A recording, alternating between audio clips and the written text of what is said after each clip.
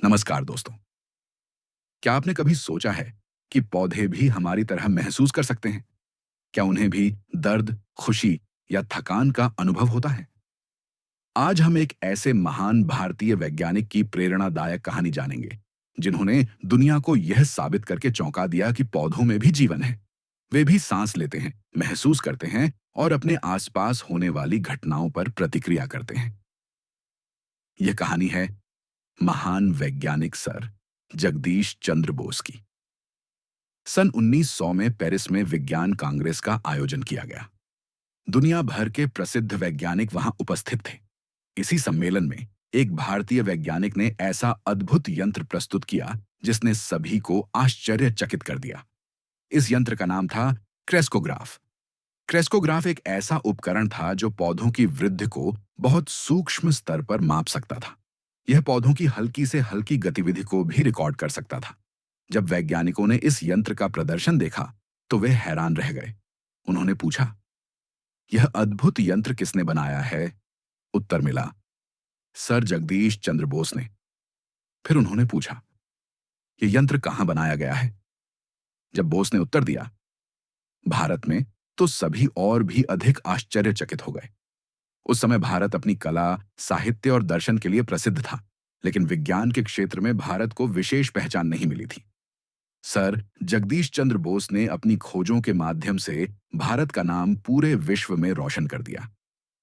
जगदीश चंद्र बोस का जन्म 1858 में बंगाल के एक गांव में हुआ था। उन्होंने कलकत्ता विश्वविद्यालय से भौतिकी की शिक्षा प्राप्त की और आगे की पढ़ाई के लिए इंग्लैंड गए। वहां उन्होंने कैम्ब्रिज विश्वविद्यालय से उच्च शिक्षा प्राप्त की। भारत लौटने के बाद उन्हें कलकत्ता के प्रेसिडेंसी कॉलेज में भौतिकी के प्रोफेसर के रूप में नियुक्त किया गया। लेकिन उस समय भारत पर ब्रिटिश शासन था। भारतीय प्रोफेसरों को यूरोपीय प्रोफेसरों की तुलना में कम वेतन दिया जाता था। बोस को तो केवल आधा वेतन दिया गया, क्योंकि उनकी नियुक्ति अस्थायी मानी गई थी। यह अन्याय उन्हें स्वीकार नहीं था। उनका मानना था कि जो लोग समान कार्य करते हैं, उन्हें समान वेतन मिलना चाहिए, चाहे वे किसी भी देश या जाति के हों। उन्होंने विरोध स्वरूप 3 वर्षों तक अपना वेतन लेने से इनकार कर दिया। यह उनकी आत्मसम्मान और सिद्धांतों की लड़ाई थी। अंततः उनकी जीत हुई और सरकार को अपनी गलती सुधारनी पड़ी। इसके बाद बोस ने अपना पूरा ध्यान वैज्ञानिक अनुसंधान की ओर लगाया। बचपन से ही उन्हें पशु और पौधों के जीवन में गहरी रुचि थी। एक दिन उन्होंने देखा कि उनका वायरलेस रिसीवर लगातार काम करने के बाद थका हुआ सा व्यवहार करता है, लेकिन कुछ समय आराम मिलने पर फिर से सामान्य हो जाता है। यहीं से उनके मन में एक नया विचार उत्पन्न हुआ। उन्होंने सोचना शुरू किया कि क्या निर्जीव वस्तुओं और जीवित प्राणियों के व्यवहार में कोई समानता हो सकती है। उस समय अधिकांश लोग मानते थे कि पशु, पौधे और धातुएं पूरी तरह अलग हैं, लेकिन बोस का विचार अलग था। उनका मानना था कि प्रकृति की सभी वस्तुओं में एक प्रकार की एकता होती है। उन्होंने कहा कि पौधों और धातुओं में भी जीवन जैसी प्रतिक्रियाएं देखने को मिल सकती हैं। वे भी थक सकते हैं, तनाव महसूस कर सकते हैं और अनुकूल परिस्थितियों में बेहतर प्रतिक्रिया दे सकते हैं। लोगों ने उनकी बातों का मजाक उड़ाया।